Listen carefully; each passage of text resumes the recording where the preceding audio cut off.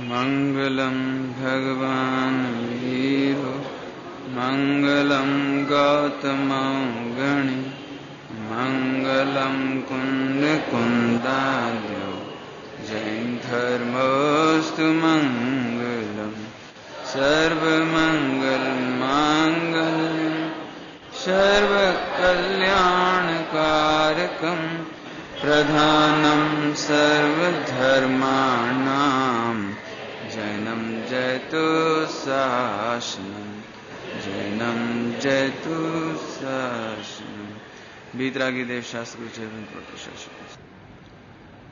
संबत 2020 की चर्चा कल हम कर रहे थे, इसके बाद 21 में आए थे, परंतु 2020 अर्थात 1964 में पहली बार भारत के बाजारों में जापानी ऑडियो कैसेट आई। और कोई ऑडियो कैसेट जो टेप रिकॉर्ड में बजती है, वो ऑडियो कैसेट पहली बार 1964 में आई। अभी तक जो हम रिकॉर्डिंग कर रहे थे गुरुदेव श्री की, वो रिकॉर्डिंग आम पब्लिक खरीद नहीं सकती थी, क्योंकि हम स्पूल में भर रहे थे जर्मनी। उसके पहले अमेरिकन सिस्टम था बायर वाला, तो उससे आम पब्लिक को फायदा नहीं हो रहा था। हम गुरुदेव की रिकॉर्डिंग करके तो रख रहे थे, लेकिन आम पब्लिक को वो कैसेट सुनने नहीं मिलती थी। पहली बार 1964 में जापान से ऑडियो कैसेट मार्केट में आई, तो सर्वत्र आनंद की लहर छा गई। हालांकि ये कैसेट उस समय बहुत महंगी थी, 40 रुपए से लेकर के 60-70 रुपए तक, इतनी महंगी कैसेट थी उस जमाने में। उस जमाने में वो क्योंकि नई नई मार्केट में आई थी, और उस समय इतने बात नहीं थी। आज तो उल्टा हो गया है, आज 8 रुपए की हो गई, 10 रुपए की हो गई है। लेकिन जब जापानी ऑडियो कैसेट आई और गुरुदेव श्री के सामने उसे भरकर सुनाया गया टेप रिकॉर्ड में, तो गुरुदेव को बड़ी प्रसन्नता हुई।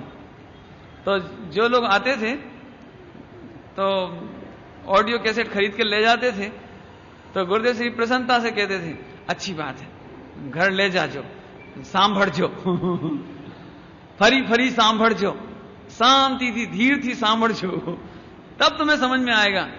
क्योंकि गुरुदेव श्री को यह बात लगती थी कि एक बार में मैं 1 घंटे में बोल देता हूं, लेकिन लोगों को तो उतनी पकड़ नहीं होती है। तो 1 घंटे में कितना माल आ जाए इन्हें लोगों को तो खबर ना पड़े। लेकिन जैसे ही ऑडियो कैसेट आई तो गुरुदेव तो बड़े प्रसन्न, हाँ ले जाओ सांभरजो, धीरे से, शांति थी, बार बार फरी फरी सामन्ना। एक गुरुदेव को बड़ा प्रमोद होता था इसे देख करके। तो ये 1964 में ऑडियो कैसेट आई। इसके बाद हम चर्चा कर रहे थे 2021 संबत की। इस समय की 2 घटनाएं और बताएंगे, इसके बाद अपन 2022 की चर्चा करेंगे। 2021 माहवारी पंचमी 20 फरवरी 1965 शनिवार के दिन सोनगढ़ में, जयपुर में टोडरमल स्मारक का शिलान्यास हुआ।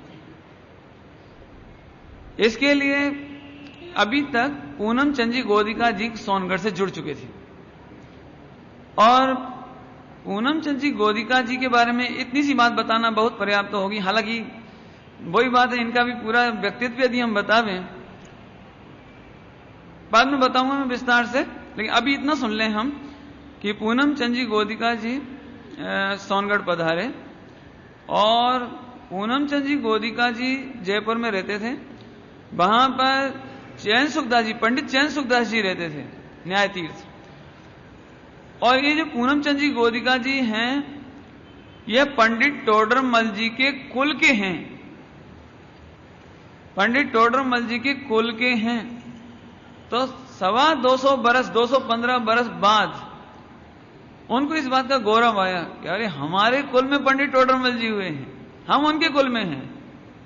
तो इनको ऐसा भाव आया, जवेरात का व्यापार था, हीरे पन्ने का, जब जयपुर में संपन्न व्यक्ति थे। इनको ऐसा भाव आया कि जयपुर में पंडित टोडरमल जी की स्मृति में एक जोरदार स्मारक बनाया जाना चाहिए।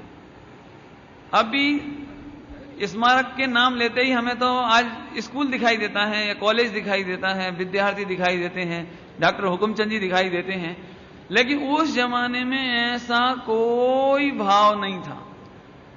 बस इतना भाव था कि उनकी स्मृति में एक मेमोरियल बनाया जाए। तो वे सोनगढ़ आए और गुरुदेव श्री को बोला कि साहब हमारा ऐसा ऐसा भाव है, पंडित टोडरमल जी की स्मृति में एक मेमोरियल बनाया जाए। तो गुरुदेव श्री को बड़ी प्रसन्नता हुई, बड़ी प्रफुल्लता, ये तो बहुत बढ़िया बात है, जरूर जरूर जरूर करो। तो अब करें क्या कि आप पधारो शिलान्यास खाद मुहूर्त के लिए। तो गुरुदेव बोले अभी तो मेरी ताकत नहीं है, एक काम करो, आप खेमचंद जी को ले जाओ।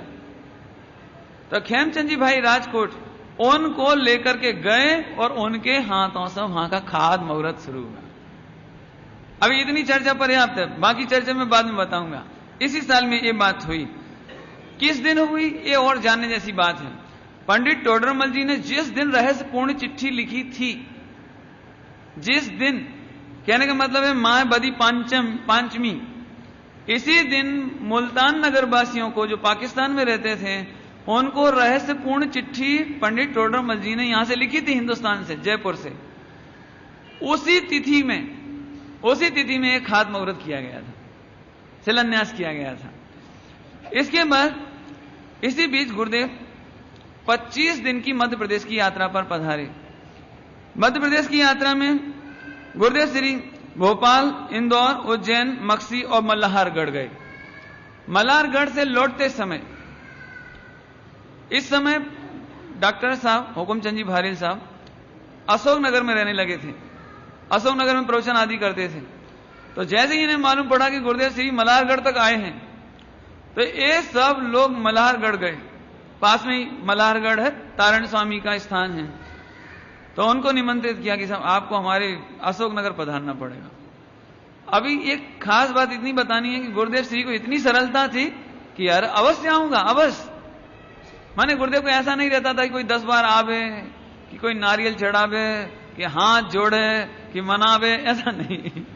वे आए कि साहब आपको पधारना पड़ेगा। हाँ आऊंगा, जरूर आऊंगा, उसमें क्या बात है।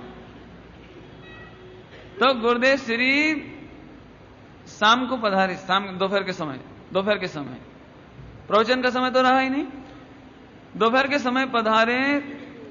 तो जो ठेठ विरोधी थे, ठेठ विरोधी गुरुदेव के, जाने क्या गुरुदेव श्री के आते ही ऐसा चमत्कार हुआ कि पूरा मार्केट बंद, सभी लोग जुलूस में आ गए गुरुदेव का अभिनंदन करने के लिए। और जो ठेठ विरोधी थे गुरुदेव के, उन्होंने अपनी दुकान में से मखमल, लाल मखमल का थान खोलकर गुरुदेव के चरणों में बिछा दिया सड़क पर। इतना जोरदार स्वागत हुआ गुरुदेव श्री का। रात्रि की चर्चा हुई, डॉक्टर साहब ने प्रश्नोत्तर करे, और तो कोई करे ही नहीं, और कौन करे। डॉक्टर साहब ने, और किसी ने दूसरा प्रश्न किया ही नहीं, बस केवल चर्चा हुई। और दूसरे दिन गुरुदेव सुबह रवाना हो गए। माने बताना यह था कि गुरुदेव श्री को ऐसा नहीं लगता था कि अब इतने फालतू इतनी दूर जाएं कि ऐसा होगा कि वैसा होगा, थाक लग जाएगी कि कुछ हो जाएगा, ये नहीं। जहां साधर्मियों का निमंत्रण मिल जावे कि चलो चलो चलना है मेरे, तो कहीं नहीं। और उसका प्रभाव यह हुआ कि धीरे धीरे गुरुदेव श्री मध्य प्रदेश में छाते चले गए, क्योंकि लोगों को सरलता दिखाई देती थी ना, कि किसी प्रकार का नखरा नहीं, कुछ नहीं, भोजन करें तो सादा बिल्कुल, और कोई भी प्रकार का कोई प्रेजेंट देना हो कि गिफ्ट देनी हो कि कुछ करना, कुछ है ही नहीं। और अब मैं क्या बताऊं आपको, गुरुदेव का प्रभाव इसलिए ज्यादा पड़ा क्योंकि हमारे जो पंडित आते थे उस जमाने के, उन्हें तो टीका चाहिए, पैसा चाहिए, थोड़ा कपड़े चाहिए, और गुरुदेव तो कुछ नहीं, सीधे सीधे आए बस चलो। तो इस तरह से गुरुदेव का प्रभाव बहुत जम के पड़ता चला गया। एक दो घटनाओं के बाद अब आइए हम 2022 की चर्चा करते हैं। इस समय 2022 में 1966 गुरुदेव की 77वीं जन्म जयंती सोनगढ़ में मनाई गई। बहन श्री चंपा बहन श्री को, शांता बहन श्री को गुरुदेव श्री की जन्म जयंती के उपलक्ष्य में 8 दिन का विधान, सिद्ध चक्रमंडल विधान मांडा। और जिस दिन गुरुदेव श्री की जन्म जयंती थी उस दिन तो माने 77 ध्वज, 77 आम, 77 दीपक माने बना करके, अब वो दीपक तो खत्म ही हो गए हो। माने जो 77 सिंहासन, 77 चवर, 77 वो पूरे पांडाल में वो 77 ही 77 से सजाया उसको। ऐसी जोरदार जन्म जयंती गुरुदेव श्री की वहां पर मनाई गई। जैसे ही सुबह 5 बजी, 5 सोनगढ़ में जोर जोर से बाजे गूंजने लगे, क्योंकि गुरुदेव श्री का जन्म का समय सुबह 5 बजे के लगभग का है, ब्रह्म मुहूर्त में। तो अभी किसी को मालूम नहीं था प्लान। बहन सिंह ने चुपचाप कि सुबह 5 बजे एकदम बाजे बजना चाहिए। सभी उत्सव, जोरदार उत्सव, शानदार उत्सव के साथ ये जन्म जयंती मनाई गई। अभी देखो चर्चा तो विस्तार से करनी चाहिए, लेकिन अपने को अभी समय है ना, इसलिए आप क्षमा करना। इसी के साथ गुरुदेव शिखरजी संघ सहित गए 2022 में, शिखरजी संघ सहित गए, परंतु बुखार आ जाने पर कलकत्ता से लौटना पड़ा गुरुदेव श्री को। ईसरी में जोर बुखार आ गया, तो पूनम चंद जी गोदिका जी साथ में थे, वो गुरुदेव श्री को लेकर कलकत्ता गए और कलकत्ता से स्पेशल प्लेन लेकर के जयपुर ले गए। ये पूनम चंद जी गोदिका जी ने 8 दिन तक अपने हाथों से गुरुदेव की सेवा, अपने हाथों से पूरे गुरुदेव के कपड़े बदलाना, की सेवा करना, की ऐसे मालिश करना, पूरा अपने हाथ से। तो कोई बोले, गुरुदेव बोले कि अरे भाई तुम क्यों करते हो, डॉक्टर कर दे, कोई और कर देगा, कोई और भाई कर देगा। नहीं, मेरे ऐसा अवसर कब मिलेगा, मेरे आपकी सेवा करने का भाग कब मिलेगा। ऐसे बड़े बड़े सेठ भी, श्रीमंत भी गुरुदेव श्री की सेवा करने में बड़ा आनंद, ऐसे सेवा करते हुए उनको रखा।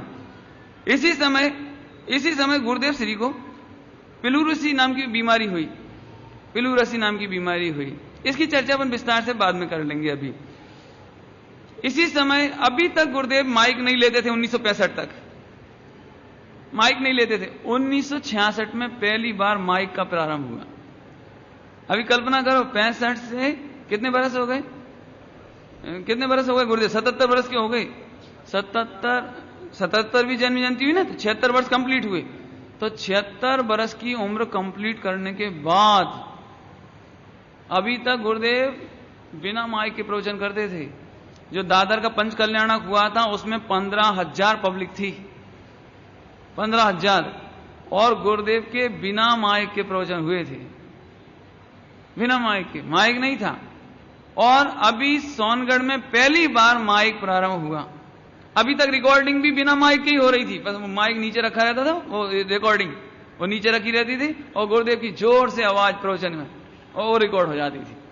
अब माइक आया, तो शॉर्ट में इतना ही बताना है कि वो गुरुदेव को जैसे कोई अपने सामने अचानक कोई आ जावे ना, एकदम घबराहट लगे, आंसू छे, ये आड़ लगे, आड़, इसकी आड़ पड़ती है, मुझे अच्छा नहीं लगता, तो हटा देवे।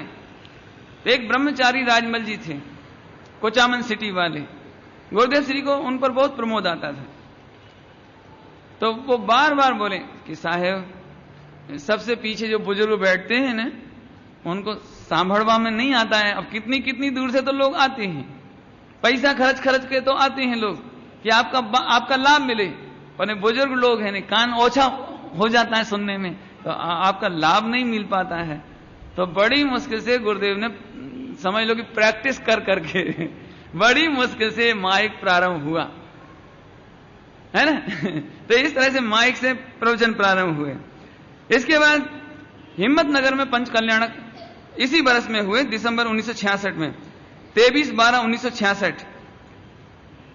हिम्मतनगर के पंच कल्याणक की चर्चा मैं थोड़ा बाद में करूंगा विस्तार से, अभी मैं नहीं कर रहा हूं, मुझे बहुत कुछ बताना है उसमें, हालांकि बताया जा चुका है, लेकिन बाद में मैं बताऊंगा थोड़ा सा।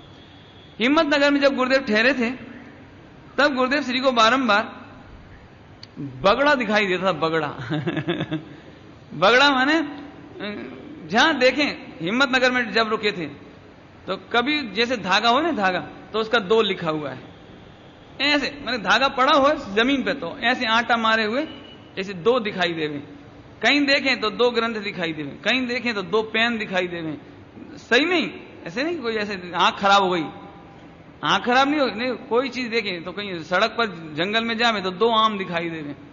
तो गुरुदेव श्री को ऐसा लगे मेरे आज 2 क्यों दिख रहा है, जो दिखे वो 2, ऐसा क्यों हो रहा है।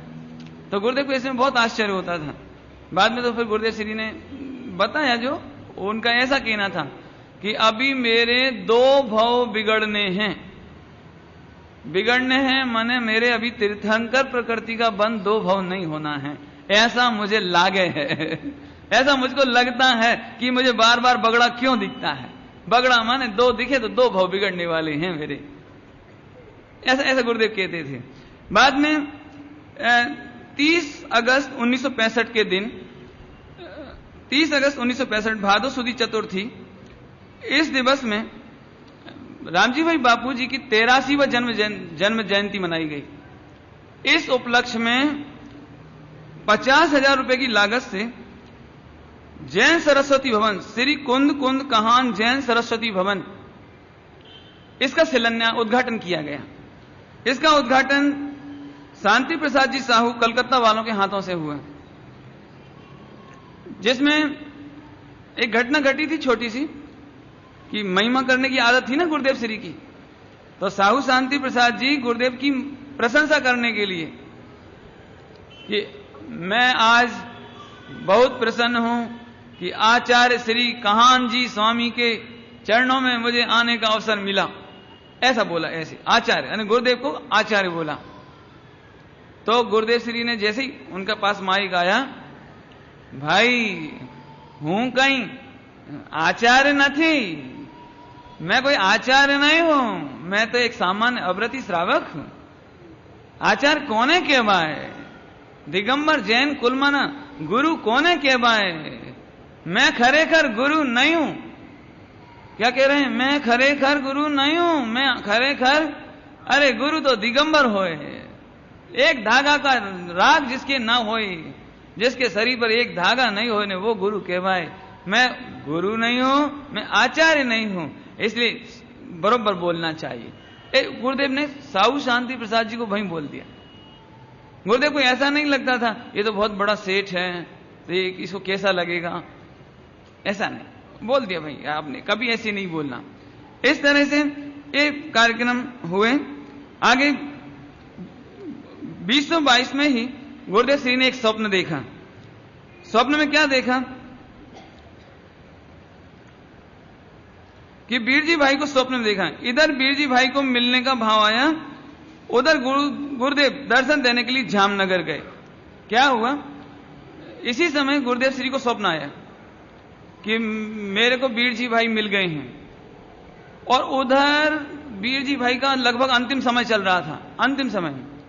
तो उनको ऐसा भाव था जामनगर में कि मेरे को गुरुदेव श्री का दर्शन हो जाता तो अच्छा था, लेकिन अभी दर्शन तो हो नहीं सके। कैसे हो सके, उस जमाने में इतनी फास्ट सर्विस नहीं थी जामनगर आने जाने की, तो उनको ऐसा भाव आया। लेकिन इसी बीच गुरुदेव को रात को स्वप्न आ गया, तो सुबह उठते से ही गुरुदेव बोले मंगल वर्धिनी काढ़ो, मेरे मंगल वर्धिनी में जामनगर जाना है। माने ऐसा नैसर्गिक, उधर उनको मिलने का भाव आया, इधर गुरुदेव को सपना आया, और गुरुदेव सुबह उठते से ही बोले गाड़ी निकालो, मेरे को तो बीरजी भाई को मिलने जाना है। अभी बीरजी भाई के प्रति कितना प्रमोद हो सकता है वो आप इससे समझ लेना। शुरुआत से ही हम चर्चा कर रहे हैं कि बीरजी भाई गुरुदेव के लिए मित्र दाखिल थे, मित्र तरीके, और बीरजी भाई से इन्हें कितने ही ग्रंथों का लाभ हुआ था, और इसकी चर्चा पूर्व में हो चुकी है अपनी। अभी 2023-1967 में जो हिम्मतनगर में पंच कल्याणक हुए थे, उस समय पहली बार, पहले तो विमान से पुष्पवृष्टि कहाँ हुई थी, उमराड़ा में, और पहली बार हिम्मतनगर में हेलीकॉप्टर से पुष्पवृष्टि हुई। एक बहुत जोरदार कार्यक्रम हुआ। फागुन सुदी दोज, इस समय मार्च के महीने में 1967 में पंडित टोडरमल स्मारक ट्रस्ट का उद्घाटन हुआ, और गुरुदेव श्री इसमें पधारे। इसमें वेदी प्रतिष्ठा की गई, भगवान की, सीमंदर भगवान की वेदी प्रतिष्ठा हुई। अभी बस जो खास बात है वो बताता हूं। सारा कार्यक्रम हो गया, जोरदार जुलूस निकल गया। जुलूस निकल करके रामलीला मैदान है क्या है, उधर गया। वहां गुरुदेव श्री का 18 हाथियों के द्वारा स्वागत हुआ, 18 हाथियों के द्वारा गुरुदेव का स्वागत हुआ। अभी खास बात समझो, जब इतनी मोटी बिल्डिंग देखी, जो अभी तुम देख रहे हो ना, इतनी बड़ी बिल्डिंग, तो गुरुदेव ऐसे बोले, सेठ ये तुमने इतनी बड़ी बिल्डिंग करके क्या करोगे अब इसमें? भाई मंदिर बना दिया, वेदी प्रतिष्ठा कर दी, वो तो ठीक, इतनी बड़ी बिल्डिंग का क्या करोगे? तो इस बात का कोई जवाब नहीं था कि अब हम क्या करेंगे। जब आज भी कितना खुलापन है वहां पर, मतलब कोई बस्ती खास नहीं थी उस जमाने में। टोडरमल स्मारक के आसपास क्या क्या बस्ती रही होगी बोलो? अभी भी बिल्कुल शांत है। अब कॉलोनियां डेवलप हो गई इतने वर्षों बाद, लेकिन उस जमाने में क्या स्थिति होगी बोलो। तो गुरुदेव बोलते थे तुमने इतनी बड़ी बिल्डिंग बनाई, इसका क्या करोगे। गुरुदेव तो बस कह के छोड़ देते थे, आगे उन्हें कोई मतलब नहीं। अभी ये बात सही में सबको चिंता का विषय हो गई। तो पूनम चंद जी गोदिका जी, रामजी भाई, नेमीचंद जी पाटनी जी, ख्याम जी भाई, ये तीनों चारों मिलकर के इस बात पर विचार करने लगे अपन करें क्या। उस समय डॉक्टर हुकुमचंद जी साहब इंदौर में कॉलेज में पढ़ा रहे थे, प्रोफेसर थे उस समय, लेक्चरर थे इंटर कॉलेज में।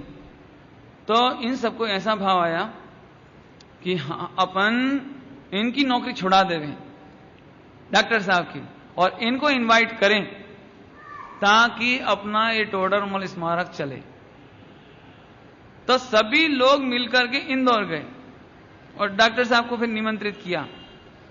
काफी चर्चा वार्ता हुई, उसकी ज्यादा चर्चा नहीं करना चाहिए क्योंकि अभी तक कई लोगों ने उनको देखा भी नहीं था। मन भी जब उनको प्रवचन सुन लिया, चर्चा सुन ली, उनकी बौद्धिक विचक्षणता देख ली, तब सभी ने प्रफुल्लित चित्त से उनको कहा कि आपको तो ये संभालना ही है।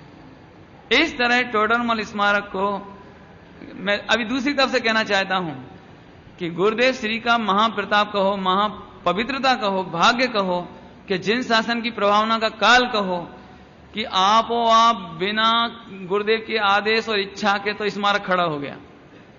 मैंने हमें कोई समाज को कोई टेंशन नहीं करना पड़ा इतनी बड़ी बिल्डिंग बनाने का। जाने कहां से उनको भाव आया, स्मारक खड़ा हो गया। कहां से डॉक्टर साहब पढ़ाने नहीं पड़े, हमें कोई ट्रेनिंग नहीं देनी पड़ी, जोरदार मिल गई। और आज वही टोडरमल स्मारक मैं समझता हूं कि 18,500 वर्ष गुरुदेव को जीवित रखने में कोई योगदान रहेगा तो हम साक्षात विद्वानों की फैक्ट्री कहो, पंडितों की फैक्ट्री कहो, एक के बाद एक आ रहे हैं। और आज पूरे हिंदुस्तान में यदि पर्यूषण के दिनों में, अष्टांगा के दिनों में पूरे देश के मंदिर यदि चमचमा रहे हैं, भर रहे हैं, कोलाहल हो रहा है, शोभा हो रही है, प्रभावना हो रही है, तत्व चर्चा हो रही है, तो उस सब का योगदान के लिए एकमात्र पंडित टोडरमल स्मारक है। अभी अपन कल्पना नहीं कर सकते हैं यदि वास्तव में 500 विद्वान ना होवें तो 500 नगर सूने होने वाले हैं, 500 अष्टांगा कोरी जाने वाली हैं, और साल की 3 अष्टांगा तो 1500 अष्टांगा कोरी जाने वाली हैं पर्यूषण पर्व। अपन कल्पना करो यदि ये स्मारक नहीं बनाया होता गोदिका जी ने, मालूम फिर क्या हुआ। अब एक कहानी सुनाना, जब ये पूनम चंद जी गोदिका जी सोनगढ़ आने वाले थे, सोनगढ़, तो गुरुदेव श्री को ऐसा प्रमोद आया, बार बार तो खबर पूछे कब आना है, कब आएंगे, क्या रे आपसे, ऐसे गुरुदेव को अंदर से ऐसे क्या रे आपसे, ऐसे मालूम किसी कारण से कोई घटना घट गई तो 1-2 दिन लेट आना पड़ा उनको। तो गुरुदेव को क्या हो गया, कहीं कोई गड़बड़ तो नहीं हो गई, कहीं पूनम चंद जी गोदिका जी को कुछ हो तो नहीं गया, ऐसी बार बार कहीं खबर काढ़ो। गुरुदेव अभी आए वो, तो गुरुदेव श्री ने बोला, सभा में पहले ही बोला कि सभी लोग उनको जब तक वो नहीं आ जाएंगे आज का प्रवचन प्रारंभ नहीं होगा। एक गुरुदेव के जीवन में केवल 2-3 प्रसंग ऐसे हैं जब गुरुदेव श्री ने प्रवचन लेट किए हैं, बाकी कभी प्रवचन लेट नहीं किए। बोले बोर्डिंग से बाजा बुलवाया, बोर्डिंग से सभी लोग खड़े होकर के जब पूनम चंद जी गोदिका जी आ जावे तो गुरुदेव आधा घंटे तक पाठ पर अकेले बैठे रहे मंदिर में, स्वाध्याय मंदिर में, और वहां पर बाजे गाजे से जो लेने गए थे भावनगर उनको लेकर आए, तो बाजे गाजे से स्वागत हुआ। तो आते से ही पूनम चंद जी तो बोले कि साहब मेरे पीछे आपने इतना प्रवचन लेट कर दिया, मेरे बहुत दुख है कि मेरा प्लेन लेट हो गया, और आंखों में आंसू की धार कि ये स्वागत करवाने की क्या जरूरत थी। तब गुरुदेव ने भरी सभा में बोला, सभी लोगों को बोला, भाई हम तुम्हारा स्वागत नहीं करते हैं, तुमने आज पंडित टोडरमल जी के नाम से जो आचार्य कुंद को जीवित रखने का उपाय किया है, हम उस भावना का स्वागत करते हैं, हम तुम्हारा कोई स्वागत नहीं करते हैं। हमें कितना प्रमोद है कि तुमने हमारे खातिर, जैन शासन के खातिर, टोडरमल जी के खातिर, आचार्य कुंद कुंद के खातिर इतना मोटा काम किया है, हमने तुम्हारे लिए कुछ नहीं किया। इसी गुरुदेव बोले। और एक अभिनंदन और हुआ जोरदार, वे थे फूलचंद जी सिद्धांत शास्त्री, जिन्होंने खानिया तत्व चर्चा, खानिया तत्व चर्चा में एक तरफ ए और दूसरी तरफ पूरे विरोधी पंडित, एक तरफ ए गुरुदेव ने मना कर दिया, आपने कहीं चर्चा में पढ़ना नहीं, गुरुदेव ने मना कर दिया। हो फूलचंद जी को बोल दिया, आपने चर्चा में कहीं पढ़ना नहीं, विवाद में पढ़ना नहीं। नेमीचंद जी पाटनी जी कह रहे हैं, आपने कहा नहीं उलझना, वो उनकी बुद्धि अलग है, उनके तर्क अलग है, उनकी सोच अलग है, अपन क्या बोलो उनसे। लेकिन साहब फूलचंद जी अड़ गए कि मैं तो तत्व चर्चा करूंगा। तो फूलचंद जी की मदद के लिए गुरुदेव श्री ने नेमीचंद जी पाटनी जी को भेजा कि तुम बिल्कुल पास में रहना, और एक दो जनों को और भेजा कि तुम बिल्कुल फूलचंद जी की निगरानी रखना, कोई चीज की जरूरत पड़े तो ख्याल रखना, फूलचंद जी को विकल्प नहीं हो जावे, कोई तकलीफ नहीं हो जावे। मैं अभी भूल रहा हूं, एक ऐसा भी प्रश्न आया कि उस समय उम्र तो बहुत हो गई थी फूलचंद जी की, तो उनको उस प्रश्न का उत्तर ख्याल नहीं आ रहा था, तो उन्होंने भावनगर फोन लगवाया जयपुर से, और भावनगर से फोन आया सोनगढ़ कि आप गुरुदेव को पूछो कि इस प्रश्न का उत्तर कौन से ग्रंथ के कौन से पाने में कहां लिखा है। तो गुरुदेव श्री ने ब्रह्मचारी हरि भाई को पूछा कि तुम बताओ इसका उत्तर क्या है। राम जी भाई अगर पूछ बोलो, वो तो ग्रंथ खोला, ग्रंथ में से उत्तर निकाला, उसको ग्रंथ को लेकर भावनगर गए, भावनगर से उसकी फोटो स्टेट करी, फोटो स्टेट करके वो उत्तर वहां तक भिजवाया उसी दिन। मैंने विद इन 24 आवर्स वो उत्तर वहां भिजवाया गया, और आखिर में फूलचंद जी सिद्धांत शास्त्री विजयी हुए। और विजयी होने के बाद जब पहली बार सोनगढ़ पधारे तो बाजे गाजे से गुरुदेव ने उनका भी स्वागत करवाया, और उनकी इंतजारी में भी प्रवचन लेट किया। ऐसे 2-3 प्रसंग ऐसे आते हैं, बाकी गुरुदेव श्री ने कोई आवे, इनको विद्वान तरीके, और इन्होंने इतना बड़ा मोटा काम शासन की प्रभावना में किया, इसलिए स्वागत किया, बाकी कभी कोई स्वागत नहीं। भाई गुरुदेव स्वयं नहीं करते थे कोई स्वागत, लेकिन उनने एक प्रमोद अंदर से, साधर्मी वात्सल्य तरीके, अरे इनका तो कितना प्रमोद होना चाहिए। देखा जाए तो गुरुदेव श्री ने इनडायरेक्टली हमें विद्वानों का आदर करना सिखाया। जो उपकारी हो जैन शासन का, जो भी प्रभावना में योग देवे, उसकी महिमा, उसका प्रमोद ये करना सिखाया। इसकी चर्चा तो अभी बहुत विस्तार से बाद में करनी है, मैं तो अभी बीच बीच में आ जाता ना, इसलिए याद आ जाती थी, इसलिए सुना देता हूं। तो चलो, इस तरह से रामलीला मैदान में ये तो आपको बता ही दिया ना, स्वामी जी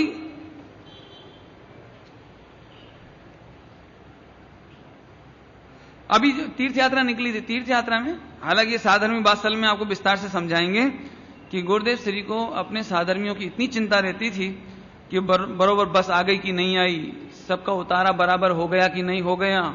ऐसे नहीं कि अपन आ गए तो सो गए, ऐसा कभी गुरुदेव श्री नहीं। बरोबर जब तक पूरी बस, पूरी कार नहीं आ जावे, पूरा समाचार नहीं मिल जावे कि सब सकुशल आ गए, तब तक गुरुदेव को चिंता रहती थी। ऐसी गाड़ी बराबर आ गई, उतारा सबका बराबर हो गया, सबका भोजन का प्रबंध बराबर, ऐसी पूछें गुरुदेव। अभी तो इसकी चर्चा बहुत विस्तार से लेंगे। गुरुदेव श्री तो वो बोर्डिंग में बच्चे पढ़ते हैं, बोर्डिंग में तो उनके पास मिलने आवे बच्चे, पैर छूने आवे, तो गुरुदेव श्री पूछें आज तुमने क्या खाया था, क्या बना था, अच्छा बनता है कि नहीं बनता है, रोटली कच्ची तो नहीं थी ऐसे घी वगैरह तो बराबर मिलता है ना, दूध में शक्कर ऐसे गुरुदेव बच्चों से पूछते थे। क्यों बच्चे भोले होते हैं, यदि कोई बात होगी तो वो बोल देंगे कि हमको वो ऐसा करते हैं, ऐसा परसते हैं, ऐसा देते हैं, तो गुरुदेव पूरी बात पूछ लेंगे। बड़ों को नहीं पूछें, बच्चों को। शिविर लगता था, तो शिविर में भी जो बच्चे आते थे ना, तो बड़ों को नहीं पूछें, छोटे छोटे बच्चों को पूछें आज जमन में क्या बना था, कैसा था ऐसे पूछें। और यदि जरा भी कमी मालूम पड़ जावे तो पीछे से व्यवस्थापकों को बुलावे, क्यों भोजन ऐसा बनाया जाता है, चीज ऐसी बनाई जाती है, अपने घर में साधर्मी भगवान कब पधारने वाले हैं? अभी तो ऐसे प्रसंग याद आते हैं, वो सुनाने बैठ जाऊंगा तो वो 1 घंटा बीत जाएगा। बहुत ऐसे प्रसंग। एक बार ऐसा हुआ था कि वो मैसूर पाक बनाया तो मैसूर पाक डालडा का बन गया, डालडा घी का। बहुत सारे लोग थे ना, बहुत, तो डालडा घी का बन गया। तो एक सेठ की तरफ से जीवन था पूरा, एक सेठ की तरफ से, नाम मैं नहीं ले रहा हूं, वो ऐसे तो के अच्छा, तो डालडा का बन गया। तो जो हिंदी प्रांत के थे ना, वो गुरुदेव के पास आए। तो गुरुदेव ने पूछा, आज भोजन कैसा बना, क्या है? तो उन्होंने बोल दिया गुरुदेव को कि साहब हमारे देश में तो डालडा घी हम खाते नहीं है हमारे यहां तो वो अशुद्ध मानते हैं, हमारे यहां तो खाते नहीं। तो गुरुदेव बोले डालडा घी था, डालडा घी बना। और अब बस गुरुदेव का प्रवचन दोपहर में प्रवचन, तो वो सेठ जी सबसे आगे बैठे जिन्होंने भोजन कराया तो ऐसे गुरुदेव बोले, सेठ तुम अपने घर में कौन सा घी खाते हो? तो बोले साहब शुद्ध घी खाते हैं। तो उनको तो ऐसा लगा कि गुरुदेव को चाहिए हो तो अच्छा मैं भी भिजवा दूं। बोले साहब कहो तो आपको भी रसोड़े के लिए भेज दूं? कि नहीं भाई, जैसा अपन खाते हैं वैसा साधर्मियों को खिलाना चाहिए।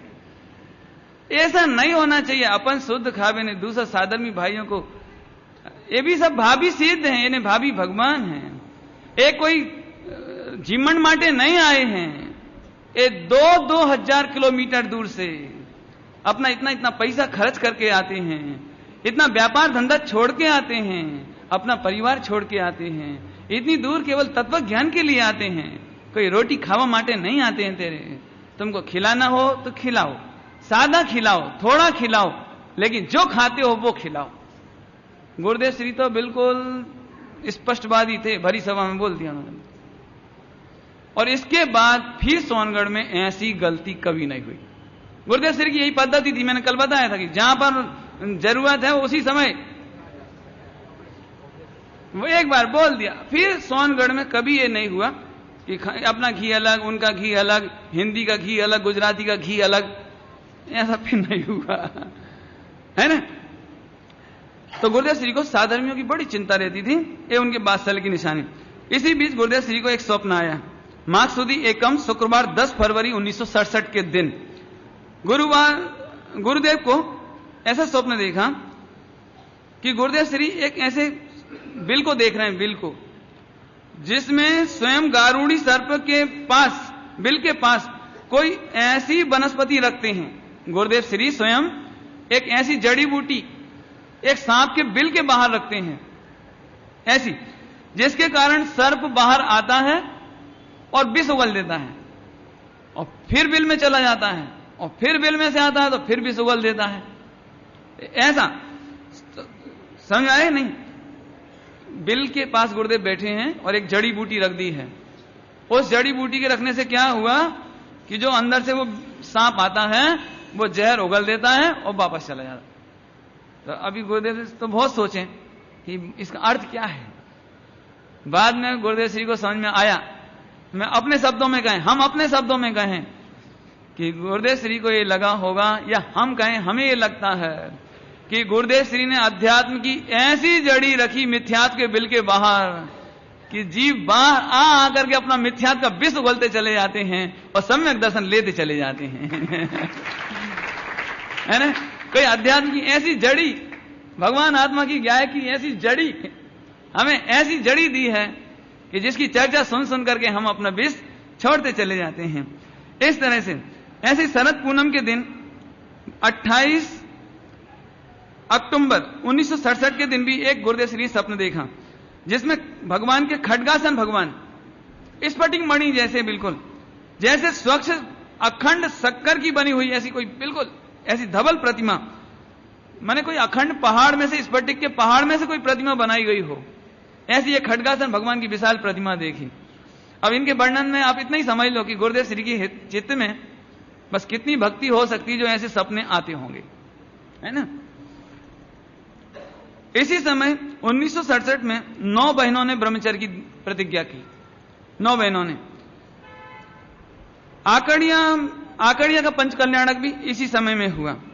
और इस पंच कल्याणक की चर्चा भाई इस बात से समझ लो कि और सब विशेषताएं तो जोरदार रही, परंतु आसपास के आदिवासी भील वगैरह जो कड़वी लोग कहलाते हैं, कड़वी समूह के, वे लोग भी सुंदर सुंदर अच्छी ड्रेस पहन करके समय सार जी की गाथाएं पढ़ते हुए आते थे। माने उनमें कितनी फेमस हुई होंगी वे समय सार की गाथाएं, वे भजन, वे भक्ति, ऐसे टोला के टोला भक्ति करते हुए, एक जानिए देखिए रम रहिए एक ठोर, ऐसे है ना, अप्रमत्त नहीं प्रमत्त नहीं बस एक गायक भाव हूं। माने उस गांव के लोग उस जमाने में गुरुदेव से इतने प्रभावित थे, इस तरह की भक्तियां करते करते इस पंच कल्याणक में शामिल होने के लिए आते थे। इस समय जिन्होंने मंदिर बनाया था उन्होंने पहली बार, क्योंकि थानकवासी थे, कपूरचंद जी भाई, ये मंदिर निर्माता बालचंद जी के भाई थे। मंदिर बनवाया है आकड़िया का बालचंद जी ने, उनके भाई हैं कपूरचंद जी। तो उन्होंने जिंदगी में पहली बार पंचकाल्याणक को जिनेंद्र भगवान देखे थे। और इस उत्सव को, अब देखो उस जमाने में गांव में इतने बड़े बड़े उत्सव नहीं हुआ करते थे, इतना मोटा उत्सव देखकर उन्हें इतना प्रमोद हुआ, बहुत प्रमोद हुआ। और सही बताऊं तो गुरुदेव के द्वारा होने वाले इन पंच कल्याणकों से लोग प्रभावित होकर बहुत समर्पित होकर कन्वर्ट हुए, दिगंबर जैन हुए। क्योंकि ऐसे मोटे उत्सव देखने का तो अवसर गांव में कभी मिलता ही नहीं है। तो गुरुदेव श्री का प्रभाव, जैन शासन का प्रभाव, तत्व का प्रभाव, ये तीनों प्रभाव मिलकर के लाखों स्थानकवासी वो कन्वर्ट हुए। इसी समय 67 में ही 78वीं जन्म जयंती बोटाद में मनाई गई, 11 मई 1967 के गुरुवार के दिन।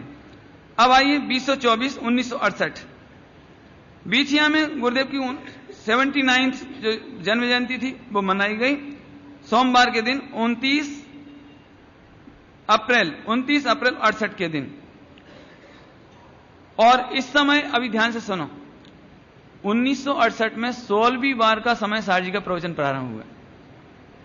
16वीं बार का प्रवचन प्रारंभ हो गया। अब 17, 18, 19 कितने बचे? 3 बार। अब बाकी 3 बार प्रवचन बाद में होंगे। मैंने 1968 में 16वीं बार के समय सार जी के प्रवचन प्रारंभ हुए। 2025-1969 में 80वीं जन्म जयंती मुंबई में मनाई गई, जिसका नाम रखा गया रत्न चिंतामणि महोत्सव। इसकी चर्चा विस्तार से तो क्या करें, है ना। और इसी समय यहीं पर यह फैसला किया गया कि गुरुदेव श्री की 80वीं जन्म जयंती मनाई जा रही है, तो एक 80 फुट ऊंचा परमागम मंदिर बनाया जाए। ये जो परमागम मंदिर बनाया गया है उसका फैसला इस स्थान पर हुआ। 80वीं जन्म जयंती के समय 80 फुट ऊंचा बनाया जाए। तो गुरुदेव श्री के सामने प्रस्ताव रखा, तो गुरुदेव श्री को बताया कि ऐसा बनाना है। तो गुरुदेव बोले कि रहने दो, अपने को बेकार में पैसा खर्च नहीं करना, ईट चूना में बिल्डिंगों में ज्यादा पैसा नहीं खर्च करना, अपने तो तत्व ज्ञान में लगाना। फिर बोले साहेब, आचार्य कुंद कुंद के पंच परमागम की निशानी में, आचार्य कुंद कुंद की याद में अपने को एक ऐसा भवन बनाने का भाव है। तो गुरुदेव बोले अच्छा तो ठीक है। इतने गुरुदेव को इतना आचार्य कुंद कुंद देव के प्रति इतनी महिमा। तो मालूम, फिर गुरुदेव ने पूछा कि कितना बजट आएगा, कितना पैसा लगेगा। तो बजट कितना सा बताए मालूम? भाई ज्यादा नहीं लगेगा, 1.5-2 लाख रुपया। तो गुरुदेव ने बोला तो ठीक है। बाद में तो उसकी लागत 25 लाख से भी ऊपर गई, जहां तक है 40 लाख रुपया। 40 लाख रुपया मैंने उस परमागम मंदिर की। अभी इस परमागम मंदिर की कहानी हम अलग से सुनाएंगे, क्योंकि अभी परमागम मंदिर की कहानी नहीं सुनाना चाह रहा हूं मैं। कुछ चीजें ऐसी हैं जो पूरे विस्तार से और प्रसंग के अनुसार सुनाना चाहता हूं। तो ये परमागम मंदिर बनाने का निर्णय हुआ। इसी बीच गुरुदेव श्री को एक सपना आया 1969 में कि गुरुदेव श्री बैठे हुए थे स्वाध्याय मंदिर में और आकाश में से एक बंद लिफाफा गिरा गुरुदेव की गोद में, बंद लिफाफा। और गुरुदेव श्री इसे खोलते इतने में नींद खुल गई। खोल के नहीं देख पाए। इतने में सुबह 5 बजे के समय सपना आया और एकदम नींद खुल गई। अभी ध्यान से सुनना, गुरुदेव श्री को एकदम ऐसा आया, कहीं विदेश क्षेत्र से सीमंदर भगवान का कोई संदेशा तो नहीं था उसमें? क्या था उसमें? देखो ये बात हमें सादी लग रही होगी, लेकिन हमारे स्वप्न आते से ही सीमंदर भगवान से जुड़ जाएं, हमारे स्वप्न आते ही हमें आचार्य दिखने लगें, हमारे स्वप्न आते ही हमें विदेश क्षेत्र के संदेश दिखाई देने लगें, इससे हम ये समझ सकते हैं कि गुरुदेव श्री की रग रग में भीतरागी दिगंबर प्रभु सीमंदर भगवान, उनकी दिव्य देशना और आचार्य कुंद आदि दिगंबर मुनिराज कितने उनके चित्त में बसे होंगे। बस इतना ही बताना चाह रहे हैं, इससे ज्यादा हमें इसमें कुछ कहना नहीं है। इसी समय 1970 की, क्योंकि अब अपने जल्दी लेना पड़ेगा। देखो भाई, एनुअल खत्म हो तो मैनुअल शुरू हो, क्योंकि अभी बहुत सारी चर्चाएं, मुझे ऐसा लग रहा है कि जाने से पहले ये पूरा हो जाए तो अच्छा है। एक बहुत सुंदर घटना हुई, सभी के लिए आदर्श जैसी घटना। 1970 में कान्हा तालाब की वेदी प्रतिष्ठा हुई, कान्हा तालाब की। इसकी संक्षेप में आपको विवरण देना है थोड़ा सा। 1960 के लगभग की बात है, सन 1960 के लगभग चिमन भाई जी और उनकी पत्नी चंदन बेन, एक शिक्षक थी चंदन बेन, चरखड़िया में इनकी नौकरी ट्रांसफर हुई, जो कान्हा तालाब के पास पड़ती है, बहुत पास में पड़ता है। तो चूंकि चरखड़िया में वो सर्विस करती थी चंदन बेन, तो इनके पति चिमन भाई, उनका वहां आना जाना रहता था। इधर देवसी भाई, उनकी बहन यहां बिटो हो गई इसी गांव में, तो उनको इधर खेती के लिए आना पड़ता था। अभी खेती के बाद टाइम होए तो बच्चे क्या करें, क्या फिर? तो चिमन भाई जी बैठ जावे, अपनी स्वाध्याय करें, और इधर वो आ जावे देवसी भाई वगैरह। तो आप क्या पढ़ते हो, इसमें क्या बात है? तो चिमन भाई जी ने, जो गुरुदेव की पद्धति से प्रवचन होता था, चर्चा होती थी, वो उन्हें सुनाई और बड़े करुणा से बताया, अरे भाई जीवन ऐसा है, अपन तो भगवान हैं, आत्मा हैं, ऐसे से सब समझाया। तो उनको बड़ा इंटरेस्ट हुआ। तो जैसे वो खेती बाड़ी करके बैन के खेत से आवे तो बस बैठ जावे। अब धीरे धीरे 2-4 खेत वाले पटेल बैठने लगे। ध्यान से सुनना, पटेल पटेल पटेल जाति के लोग वो बैठने लगे। अब फालतू तो है गांव में, कोई और उस समय कोई काम तो रही नहीं, खेती बाड़ी हो गई, पानी का सिंचाई हो रही है, अब आके बैठ गए, अब बातें हो रही। तो ऐसे घंटों स्वाध्याय होने लगी, बढ़ते बढ़ते 6, 8, 10 पटेल हो गए। पटेल हो पटेल। अभी हमको आपको गुरुदेव का दर्शन करना है, तो चलो। तो अर्जन भाई वो गुरुदेव के दर्शन करने के लिए आए सोनगढ़ में, गुरुदेव के दर्शन करी ने, प्रवचन सुने। ऐसे करते करते 8-9 बरस बीत गए, लोग लगते चले गए। एक बात चल रही, पटेल जाति के लोग जो स्वामी नारायण के पक्के चुस्त भक्त। अभी एक बार अर्जन भाई आदि को ऐसा विचार आया कि ऐसे स्वाध्याय मंदिर अपने गांव में भी होवे तो अपन रोज स्वाध्याय कर सकें। अभी अपन कहां जावे स्वाध्याय करवे, कहां जा सकें? कोई विद्वान को बुला नहीं सकें, कोई को ठहराने की व्यवस्था नहीं कर सकें, प्रवचन सुनने की व्यवस्था नहीं कर सकें। और अभी यहां कोई थानक वासियों का रोल ही नहीं इधर। तो अभी मैं गुरुदेव श्री की प्रताप की वजह से घटना सुना रहा हूं आपको कि दिगंबर नहीं, श्वेतांबर नहीं, देरावासी नहीं, थानकवासी नहीं, कोई नहीं, बस पटेल जाति। ओ गुरुदेव। तो जैसे ही अर्जन भाई ने कहा कि साहब हमारे यहां भी एक छोटा सा स्वाध्याय हाल बन जावे तो हमें बड़ा अच्छा रहे, तो गुरुदेव को इतना प्रमोद आया, इतना प्रमोद आया, पोपट भाई बोरा को बुलाओ। पोपट भाई तत्काल पोपट भाई बोरा को बुलाया, ईज काले इनके साथ जाओ और कल खात मुहूर्त करके आओ। आगे पीछे तो सोचना ही नहीं। अरे साहब लेकिन पैसा कहां से आएगा, मंदिर कैसे बनेगा, वो सब हो जाएगा, ओ कोई चिंता की बात नहीं, तुम अभी जाओ। और उसी समय दोपहर की गाड़ी से पोपट भाई और अर्जन भाई और 2-4 और पटेल जाति के लोग, वो सारे के सारे गए और अगले दिन वहां पर खात मुहूर्त कराए। ऐसे मंदिर बना। और आज भी अर्जन भाई और उनकी जो परिवार में हैं, यहां रहते हैं, यहां उपस्थित भी होंगे अभी, है ना। इन लोगों ने, अभी अर्जन भाई मिले थे मेरे को अभी थोड़े दिन पहले, तो ये खुद बोले कि हम अभी तक वेदी का प्रक्षाल पूजा अपने हाथों से करते हैं, भगवान के प्रक्षाल पूजा करते हैं, और हमारा पूरा परिवार गौरवान्वित है आज, और सभी स्वाध्याय में रहते हैं। हम लोग स्वाध्याय अभी भी चलता है हमारे यहाँ, अभी भी गुरुदेव की कैसेट सुनते हैं, अभी भी हमारा वही काम है।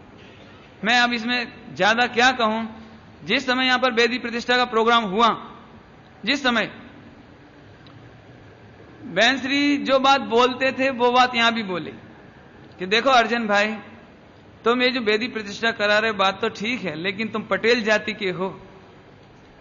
अभी कोई तुम दिगंबर या हमारे जैन होते तो हमको इतना नहीं बोलना था, लेकिन तुम अच्छी तरह से सोच लो, तुम यदि ये मंदिर करते हो,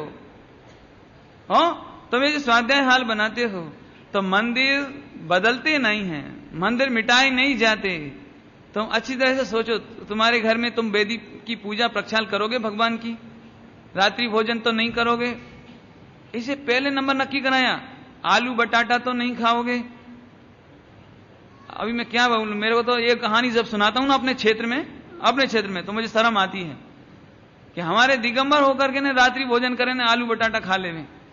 और सबसे पहले ये शर्त रखी बैंसरी ने कि देखो भाई, तुम भगवान को विराजते हो, तुम मंदिर बनाते हो, स्वाध्याय करते हो, तो पहले नंबर ये बात है कि रात्रि भोजन नहीं करना, पानी छान के पीना, और न तुमको अभी देव दर्शन पूजन का नियम रखना, स्वाध्याय का नियम रखना, अभक्ष नहीं खाना, ऐसे नियम। तो उन सब पटेल जाति के लोगों ने गुरुदेव श्री की साक्षी में हाथ जोड़कर प्रार्थना किया कि आज से हम चुस्त दिगंबर जैन होते हैं, हमारे घर में कभी कोई आलू बटाटा और ऐसे ऐसे काम नहीं होगा। ये कोई छोटा मोटा प्रताप नहीं है।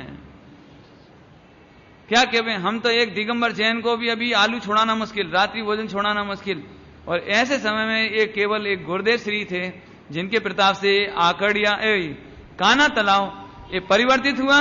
और उस जमाने में 8-10 घर बदले थे, केवल 40 लोग केवल ये परिवर्तित हुए। ये कोई छोटा मोटा काम मेरी नजर में तो नहीं है और हो भी नहीं सकता। हम तो क्या कहें, मैं ये नहीं कहता हूं कि काना तालाब के अर्जन भाई बदले इसलिए जैन शासन महान है।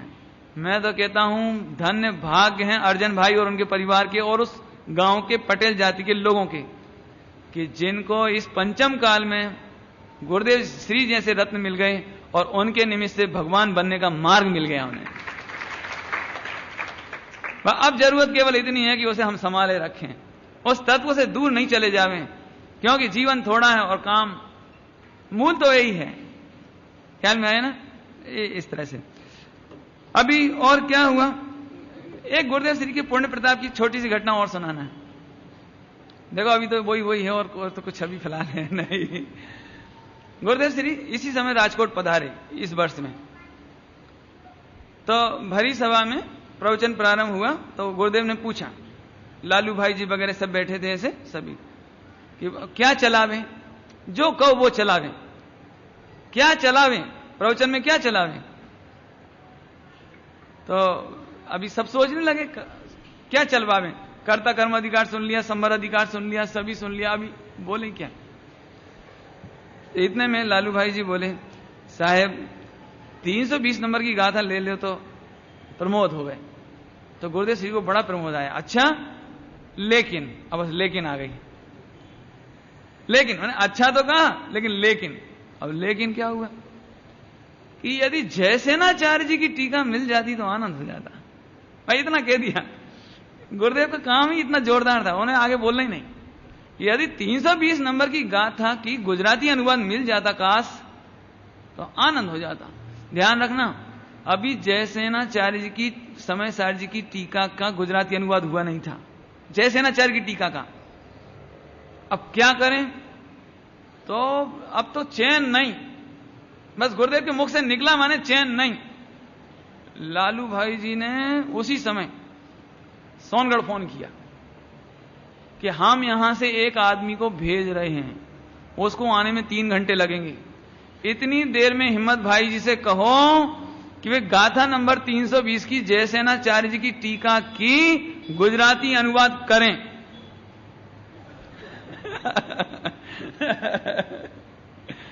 वे इतना गुरुदेव का विकल्प है कि उसके ऊपर प्रवचन होना है।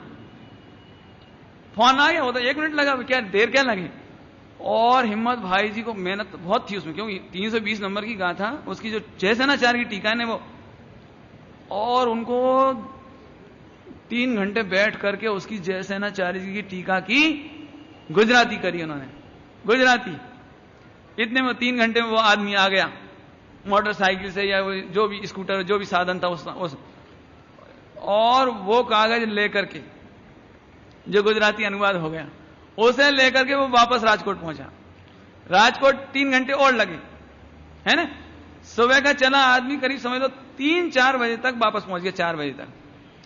अभी 4 बजे प्रेस में दे दिया गया 4 बजे प्रेस में दिया और रात को 10-11 बजे तक छप करके आ गए अब दूसरे दिन गुरुदेव श्री पाठ पर बैठी और उनके सामने वो गुजराती अनुवाद, तो गुरुदेव ऐसे देख रहे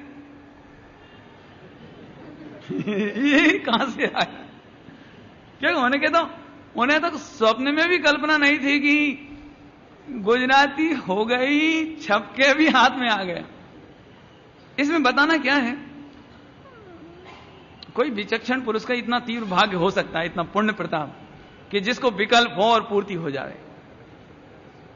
मतलब कोई हम इसमें कुछ कहना नहीं चाहते हैं, मैंने कहां से कहां अपन कल्पना कर सके।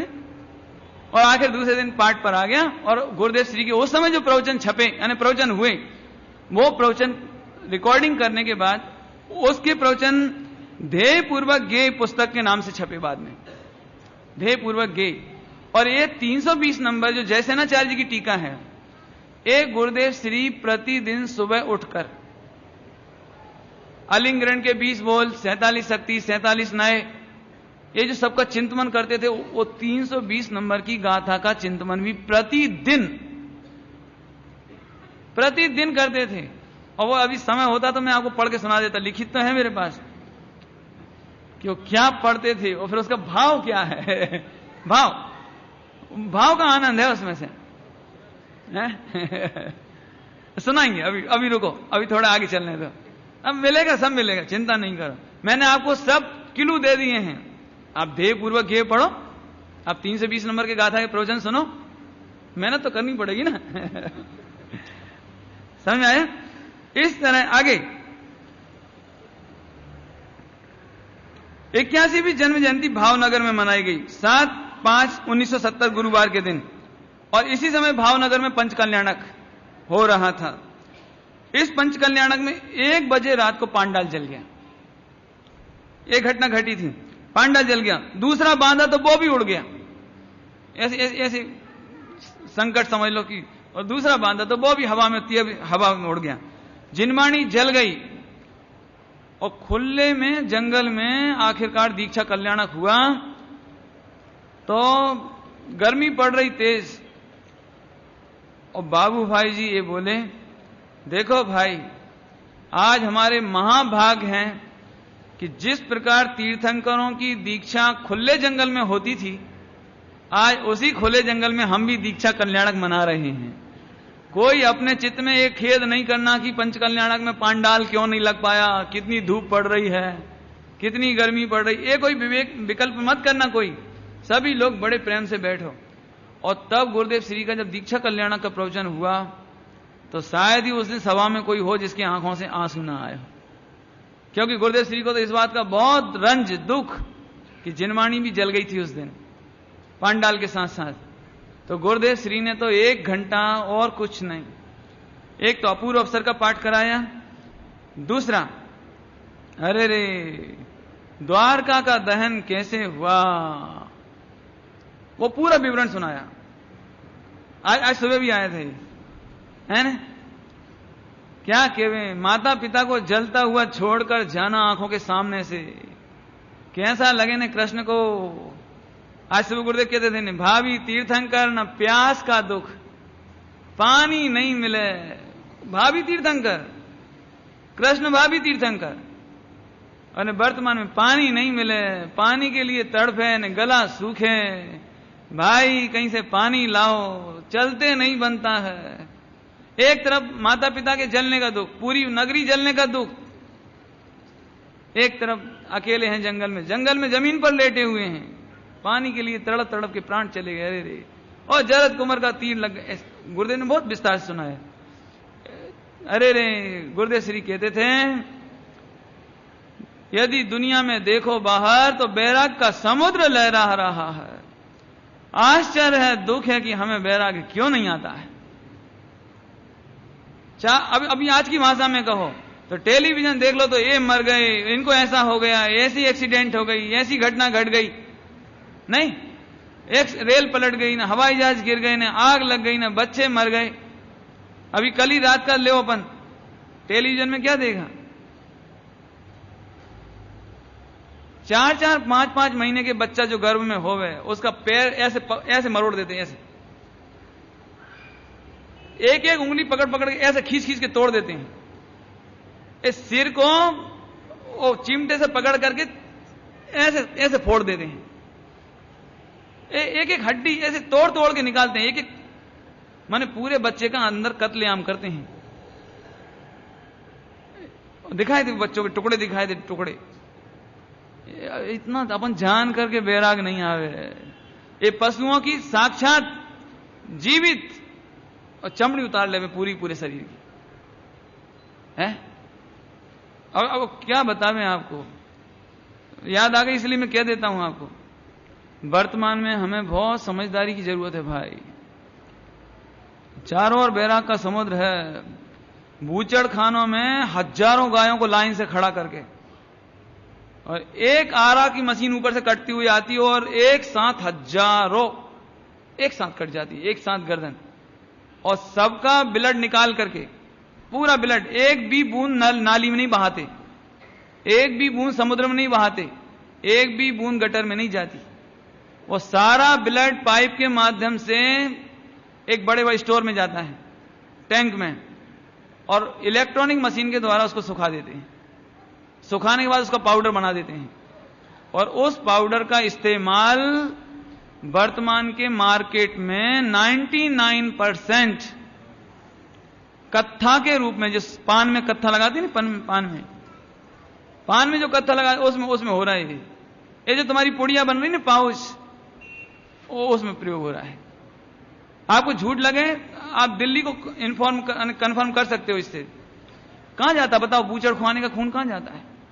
वो सारा खून सिंथेटिक कत्था कहते हैं उसको, सिंथेटिक कत्था, जो करीब 150 से 200 रुपए किलो मिलता है, जबकि असली कत्थे की लकड़ी आती 700 रुपए किलो। खेर की लकड़ी का रेट है 700 रुपए किलो।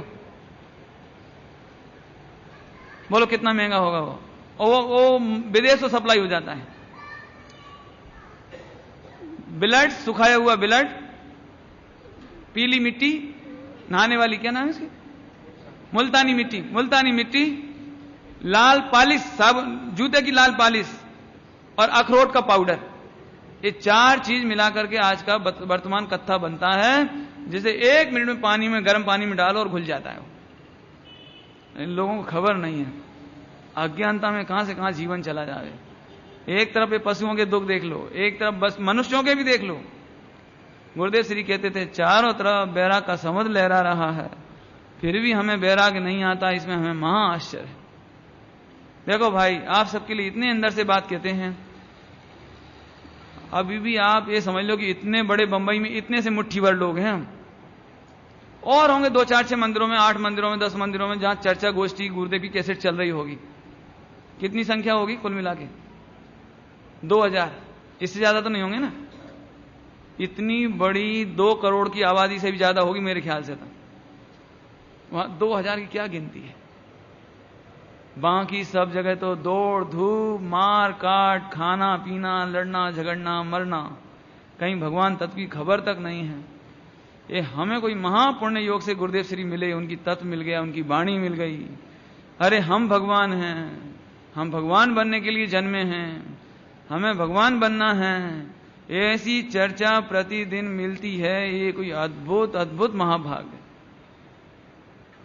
और यदि अभी भी हमारा जीवन नहीं पलटे, स्वाध्याय में नहीं लगे, तो इसे हमें अपना दुर्भाग्य जानना चाहिए, है ना। थोड़ा सा प्रसंग और ले लेते हैं, क्योंकि अभी इसको है ना। अभी गुरुदेव श्री को इसी महीने, इसी साल 2026 अर्थात 1970 में डायबिटीज की बीमारी हो गई थी, जो 1 महीने तक रही। बाद में इसका इलाज हो गया, करेले का पानी वगैरह दे करके गुरुदेव को 1 महीने में ठीक भी हो गया। मैं तो केवल जानकारी दे रहा हूं इस साल में क्या हुआ। तो अभी एक समस्या ऐसी आई, वो बताता हूं आपको। डॉक्टर चंदू भाई ने देखा कि गुरुदेव को तो डायबिटीज हो गई, तो अब क्या होगा। तो अभी गुरुदेव को नहीं बताइए बात, अभी बहन श्री को बताइए बात कि अपने साहेब को तो डायबिटीज हो गई, अभी क्या करें। तो बहन श्री को बहुत चिंता लगी कि अब क्या होगा। अब क्या होगा मतलब आप तो समझ गए होगे ना समस्या, कि गुरुदेव श्री शक्कर तो लेते नहीं थे, और गुजरातियों का गुड़ वो तो दाल में, कड़ी में, वो तो माने भोजन में गुड़ तो होए है ना। तो अभी बहन श्री को ये लगे कि अब गुरुदेव श्री को दाल कैसे बनाएंगे हम, अब और कोई चीज कैसे बनाएंगे, वैसे ही तो शक्कर लेते नहीं थे अभी। और ये बात अब बहन को ये लगे कि गुरुदेव श्री को दाल कैसे भाएगी। मैंने जो लोग रोज गुड़ खाते हों और बिना गुड़ का भोजन मिले, तो बड़ी चिंता। अब जो है सो है, अब करें क्या। तो डॉक्टर साहब गए चंदू भाई गुरुदेव के पास, साहब एक विनती है। बोले बोलो बोलो, कई बात है। कि साहब आपको डायबिटीज है ने, तो गोड़ नो परहेज करवो पड़से। आमा शू छे, आमा शू, क्योंकि दूध तो फीका लेते थे गुरुदेव, दूध में तो गुड़ डालते नहीं थे। अभी ध्यान से सुनना, जिस बात पर मुझे मार्क करना है। नहीं साहब वो बात नहीं है, दूध का गुड़ की बात नहीं है, वो दाल में गुड़। तो गुरुदेव का जवाब क्या था पता है, डॉक्टर साहब તમે શું बात કરી રહ્યા છો, दाल में कहीं गुड़ पड़े छे। सुना आपने, उत्तर सुन लिया, दाल में कहीं गुड़ पड़े छे, તમે શું बात કરી રહ્યા છો। समझ गए। मुझे ये बताना है कि गुरुदेव श्री की कितने विरक्त वृत्ति होती होगी कि जिन्होंने दाल खाई होगी लेकिन ये नहीं खबर कि इसमें गुड़ है। मैं इतनी सी बात बताने के लिए बात बताई। बार बार मुझे लगता है कि जो श्रीमद जी कहना चाह रहे थे वो यहां थी वो बात। सरस अन्न में मन प्रसन्न नहीं भाव जाओ। सरस अन्न हो कि कैसा हो, गुरुदेव को कोई फर्क नहीं। हाँ काई नहीं। और 1 महीना बिल्कुल परहेज में गुरुदेव चुस्त। कभी ऐसा नहीं हुआ कि अरे अब क्या होगा, नहीं थोड़ा ऐसा नहीं। फिर 1 महीने में गुरुदेव स्वस्थ हो गए। अभी जो पिछले बरस में पिलुरसी नाम की बीमारी हो गई थी उसका गुरुदेव का इलाज चल रहा था G3 बारे डॉक्टर की, शायद प्रकाश भाई नाम था उनका, उनकी दवाई चलती थी होम्योपैथी की। लेकिन इसमें वो ब्रांडी वगैरह नहीं डालते थे, अल्कोहल नहीं डालते थे, वो दवाई गुरुदेव को देते थे। लेकिन हम शिष्यों को ऐसा लगता था कि होम्योपैथी से धीरे धीरे कब तक ठीक होगा, गुरुदेव जल्दी ठीक हो जाएं। तो इस भावना के साथ गुरुदेव श्री को एलोपैथी दी गई। और यहां हमसे एक थोड़ी सी गलती हो गई कि हमने गुरुदेव श्री को इतनी हाई डोज की दवाई दिलवा दी, डॉक्टर ने इतनी हाई डोज की दवाई दे दी कि यहीं से गुरुदेव श्री को रिएक्शन हो गया। इसीलिए 1970 में गुरुदेव श्री को कैंसर के लक्षण प्रकट होने शुरू हो गए थे। डायबिटीज तो ठीक हो गई लेकिन कैंसर शुरू हो गया। अभी लगभग डॉक्टर चंदू भाई जो मुझको बताते थे, उन्होंने ऐसा कहा कि गुरुदेव श्री को लगभग 14-15 वर्ष तक वो कैंसर रहा, लेकिन बताया केवल आखिरी के 6 वर्ष में है। माने इसके पहले हुआ लेकिन उतना पकड़ में नहीं आया, बाद में तो ज्यादा पकड़ में आया। बस यहां से गुरुदेव श्री के जीवन में एक कैंसर नाम की बीमारी जुड़ी। मैं इसलिए बता रहा हूं खास तौर से कि लोगों को ऐसा लगता है कि गुरुदेव श्री जैसे पवित्र जीव को भी कैंसर क्यों हो गया होगा। इसमें गुरुदेव श्री के जीवन में कोई गैर परहेजी कि चाय जैसा खान पान रहा हो, कि कहीं घूमने फिरने चले गए हों, ऐसा नहीं था। केवल एक छोटी सी गलती कि जिस हाई डोज की दवाई नहीं दी जानी चाहिए थी वो हाई डोज की दवाई उनको देने में आ गई और यहीं से उनके खून में उसका रिएक्शन हुआ और यही बढ़ता बढ़ता आखिर में कैंसर के रूप में कन्वर्ट हो गया। इसकी चर्चा बाद में अभी और होगी, तब हम करेंगे। इस तरह से 1970 का साल पूरा हुआ। अभी 1971 में 82वीं जन्म जयंती पोरबंदर में हुई। बेजलका में एक सपना देखा गुरुदेव श्री ने। सारे आकाश ग्रंथ से लिखे हुए पार्टियों से देखा, सारे आकाश को ग्रंथ से लिखे हुए पार्टियों से भरा हुआ देखा। ऐसा लगता है कि गुरुदेव श्री के मन में जो भावना थी परमागम मंदिर बनने की, जिसका निर्णय हो गया था कि अब परमागम मंदिर बने, तो गुरुदेव श्री को स्वप्न में ऐसा आया कि सारा आकाश परमागम के पार्टियों से भरा हुआ है। तो गुरुदेव श्री ने उठ के बताया कि आज मैंने ऐसा सपना देखा है कि सारे आकाश में शास्त्र के लिखे हुए पार्टियां। तो सही बताएं, तब ही यह निर्णय हुआ कि परमागम मंदिर में आचार्य कौन कौन देव के 5 परमागम खुदाए जाएं। ये स्वप्न आने के बाद है ना, और काम शुरू हो गया परमागम मंदिर का निर्माण होने का। इसकी भी बहुत विस्तृत कहानी है, लेकिन बस शॉर्ट में इतना ही काम शुरू हुआ। अभी सबसे बड़ी समस्या आई कि पंच परमागम खोदने के लिए यदि एक एक अक्षर खोदें तो 50 बरस लग जाएंगे, 25 बरस लग जाएंगे। अब करें क्या? लेकिन मैं फिर कहता हूं, गुरुदेव श्री का प्रताप कहो, पुण्य प्रताप कहो, कि भारत में ऐसी कोई सुविधा नहीं थी। उसी समय दयाल बाग बन रहा था आगरा में, जिसका वर्षों से काम चल रहा था, 25-50 बरस से, 100 बरस, ऐसे 100 बरस काम चले। तो बजू भाई, हिम्मत भाई भी बोले कि चलता रहेगा, उसमें कोई दिक्कत नहीं है, खुदता रहेगा आराम आराम से, जब बनाना है तो शांति से ही बनाओ, ऐसा उनका भाव था। लेकिन गुरुदेव श्री को यह भाव आता था कि यदि ऐसा बनेगा तो मैं देख नहीं पाऊंगा, क्योंकि गुरुदेव श्री की उम्र 77-78 कितनी हो गई, 82 बरस की। अभी गुरुदेव को यह भाव लगे कि मेरे सामने इसका पंच कल्याणक हो जाए, मेरे सामने देखते देखते मैं परमागम देख जाऊं बस। अभी सबका यह फैसला कि अब करें क्या, कोई साधन नहीं, कोई सुविधा नहीं, तो हाथ से खुदाने पड़ेंगे। तो 8 लाख अक्षर खुदवाने थे। कितना टाइम लगे बोलो, पत्थर पर एक एक अक्षर खोदने में। तो बुलाएंगे भैया आगरा से, और क्या करें, और उपाय तो कोई था नहीं। लेकिन गुरुदेव श्री का पुण्य, इसी समय भारत में पहली बार इटालियन मशीन आई, जो उस जमाने में 26,000 रुपए की थी, 26 या 28,000 ऐसी कितने की थी, है ना। अब मैं कीमत बाद में बता दूंगा, 26 या 28 ऐसे कुछ था। माने वो 26-28 हजार की इटली से मशीन इंपोर्ट की गई। नवनीत भाई जवेरी ने पीछे पड़ के वो मंगाई।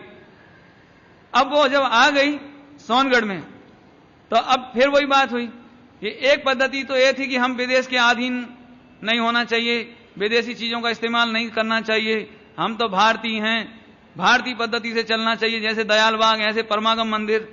तो कुछ लोगों का ऐसा कहना था कि अक्षर हाथ से खोदे जाएं, और नवनीत भाई जवेरी वगैरह, रामजी भाई, और खास तौर से गुरुदेव की इच्छा कि मेरे रहते रहते काम हो जावे तो अच्छा। तो एक पक्ष तो कहें कि इटालियन मशीन को दरिया में फेंक दो,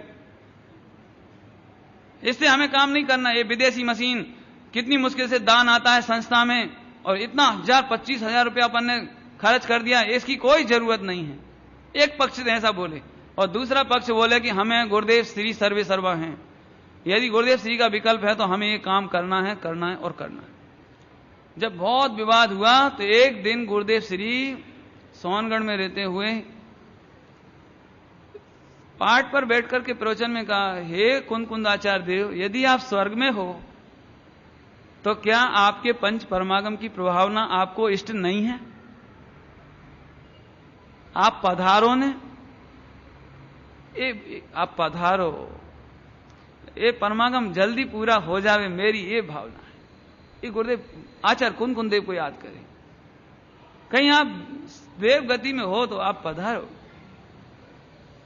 इतना उनको हृदय में आचार्य कुन देव के प्रति इतना भक्ति, इतनी अर्पणता कि एक दिन तो 1-1:30 बजे का टाइम रहा और गुरुदेव श्री धूप में चलते चलते खेमजी भाई के पास पहुंचे घर पर, और जैसे कोई बच्चे रोते हैं ना अपने पिता की याद में, ऐसे गुरुदेव श्री कुंद आचार्य देव की याद में फूट फूट कर रोए कि ये मेरे परमागम मंदिर कब बनेगा, ये परमागम मंदिर कब बनेगा, मेरे तो इसके बिना चैन नहीं है, मेरे रात नींद नहीं ना दिन नींद नहीं।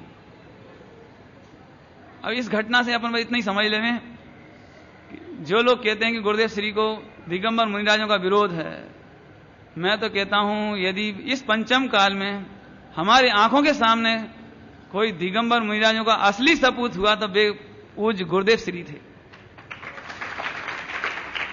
हम तो सच बताएं, हम तो उनके पीछे पीछे चल रहे हैं, हम तो उनकी छत्र छाया में खेल रहे हैं। जो फूट फूट के रड़े रोवे, अरे रे आचार्य कुंद का ये काम कैसे हो, मेरी उम्र 82 वर्ष हो गई ना, धीरे धीरे आयु पूरी हो जाएगी, ये काम नहीं होगा तो मेरे तो रामजी भाई वगैरह पोपट भाई, ये 2-3 लोगों ने ये काम संभाला कि ये काम हमें संभालना है, हमें ये काम करना है, चाहे कोई भी आफत आवे, चाहे कोई भी मना करे, किसी भी कीमत पर ये काम हम करेंगे। और आखिरकार उस मशीन की यह विशेषता थी कि उस मशीन पर केवल आपको बना दो और उसके ऊपर रख दो तो फटाफट अक्षर सुंदर सुंदर एक से लिखा जावे। और इसीलिए आज मैं बहुत गर्व के साथ अपने क्षेत्र में कहता हूं, इधर भी कह रहा हूं, आज हमें इस बात का गर्व है कि यदि दिगंबर जैनों का कोई ताजमहल है तो हमारा परमागम मंदिर है। कोई कल्पना ही नहीं कर सकता ये अक्षर लिखना उस जमाने में, उस पर सोने का काम और पूरे 5 परमागम, ये केवल गुरुदेव श्री की सोच हो सकती है, बाकी किसी की ताकत नहीं है। ऐसे अद्भुत कामों के साथ, स्मरण के साथ अभी अपन विराम लेते हैं। कल कोशिश करेंगे कि ये चर्चाएं पूरी होवे तो और विषय भी लेना है। ओम नमः शिवाय। जिनवाणे के ज्ञान से सूझे लोकालो, सोवाणे मस्तक न हो सदा देत हो।